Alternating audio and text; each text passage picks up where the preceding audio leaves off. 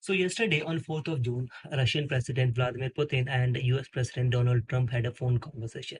And this was a long phone conversation during which multiple important issues, and the prime among them, a ceasefire to the Russia-Ukraine conflict was discussed. I mean, we have seen previously that after such phone calls, US President Donald Trump has mostly said that Putin is ready for a ceasefire. Putin wants to talk about a ceasefire, and I would conclude a deal very, very soon.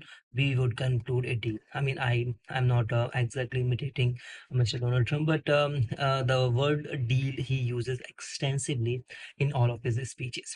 So this time around, there was no such talk of a peace deal. Rather, Donald Trump has said that Putin is kind of angry about what Ukraine did, the Operation Spider Web, wherein Ukraine literally, I mean, I would have to appreciate Ukraine for what did, being such a smaller country with limited resources, and the damage that it done to Russia was really, really heavy, and that's why I appreciate Ukraine military. It's the president who is the leader, and that's why he should also get some credit.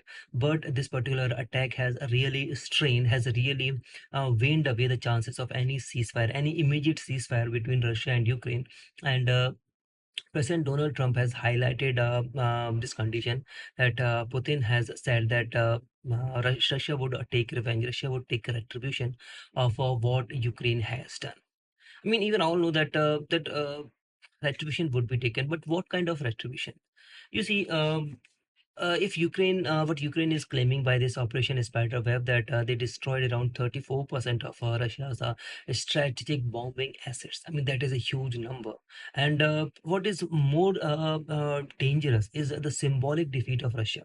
So Russia is the second or third largest military in the world, and when it comes to nuclear power, it is the world's largest nuclear power with nuclear arsenals in the range of 6,000, and that is more than in the United States. But when Ukraine, a tiny non-nuclear nation, strikes not just on the borders close to it, but to the far eastern region of Russia, which is, I mean, Russia is a long country when it comes to east-west stretch, and when Ukraine has the wherewithal to target Russian assets in its far eastern region, that is something, a greater defeat, a symbolic defeat for Russia, the a mighty military nation. So that is why a retribution from Russia is also very much needed. I'm not in favor of such a retribution, but Russians would not sleep peacefully until they have taken retribution.